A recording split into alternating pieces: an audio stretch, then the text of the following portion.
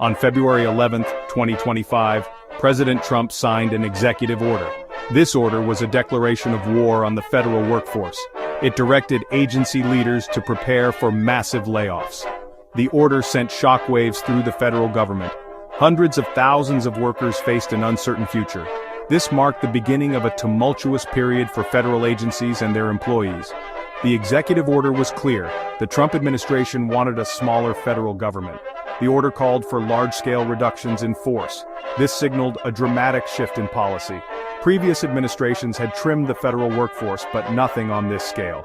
This was a full-blown assault on the very idea of a robust public sector. The order didn't offer specifics on which agencies would be hit hardest. It did, however, target one group: immediately probationary employees. These workers, typically with less than a year on the job, were the first casualties. They lacked the civil service protections of their more senior colleagues. Many received their layoff notices with little warning. Some were even escorted out of their offices. The speed and scope of the layoffs sent a chilling message. No one was safe. Fear and anxiety gripped the federal workforce. The executive order was a declaration of intent. This was just the beginning.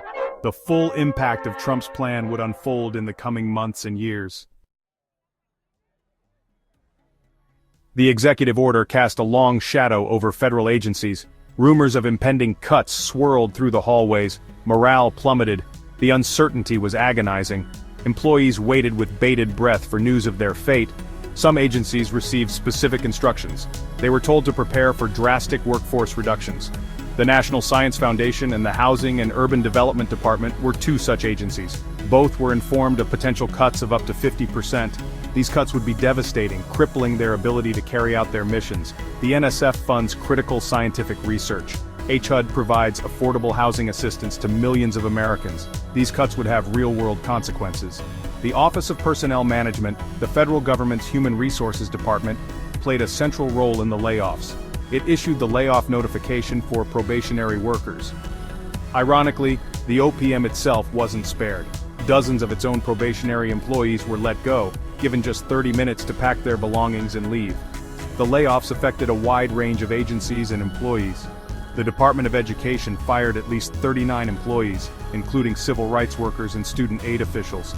The Department of Veterans Affairs laid off researchers working on critical health issues like cancer and opioid addiction. These cuts were not just about numbers, they were about people's lives and livelihoods. Behind the scenes, a powerful figure was driving the federal shakeup: Elon Musk. As the head of the newly formed Department of Government Efficiency, Musk brought his signature brand of disruptive innovation to the federal bureaucracy. Musk, known for his bold pronouncements and ambitious goals, saw the federal government as ripe for a radical overhaul. Musk's vision for DOGE was clear: to streamline the federal government, eliminate waste, and make it more efficient. He argued that the government was bloated, bureaucratic, and out of touch with the needs of the American people. His solution: cut the fat, embrace technology, and empower a new generation of leaders. Musk's influence extended beyond just streamlining operations. He advocated for eliminating entire federal agencies, arguing that if you didn't remove the roots of the weed, it would just grow back. This radical approach sent shockwaves through the federal bureaucracy, threatening the existence of long-standing institutions. The executive order granted DOGE significant power. DOGE representatives now had approval authority over most new hires. This gave Musk and his team unprecedented control over the composition of the federal workforce. Critics argued that this concentrated too much power in one individual, potentially leading to cronyism and a lack of accountability. The Trump administration's approach to reducing the federal workforce drew comparisons to past efforts, but also sparked concerns about its potential consequences. Critics argued that the focus on probationary employees was short-sighted and counterproductive.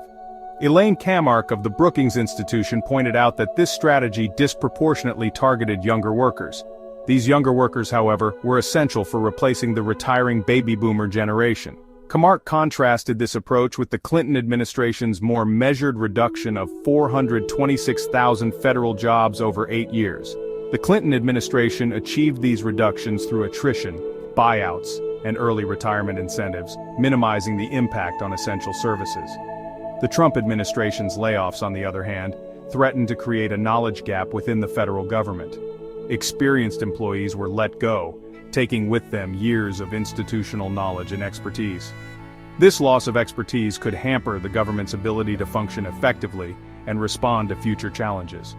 Despite the administration's claims of cost-cutting, the layoffs were unlikely to make a significant dent in the federal deficit. The Congressional Budget Office estimated that even with these cuts, a substantial and growing deficit would remain.